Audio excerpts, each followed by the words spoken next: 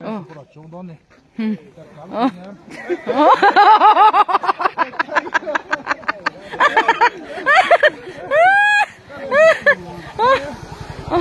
thùng na về là chân, thấy màyยัง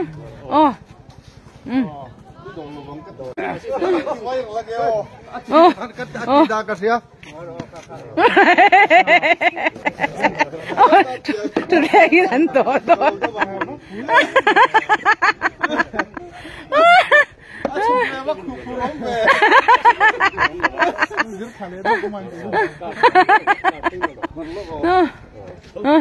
Paragliding ang cho thì lâu tập mấy mà. Paragliding cái cho đi là nhẹ xóa xin lẹ. Ôi thắc vòng vòng khăn thì mấy mà. Sao có trong tròn này chân đi năng lâu khóc mấy. Xuân thì ta Xuân đồn đi.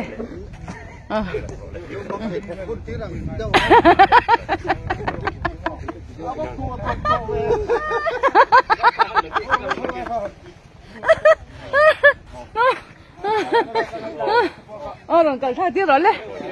Hẳn cần thay tiếp ấp rồi lên.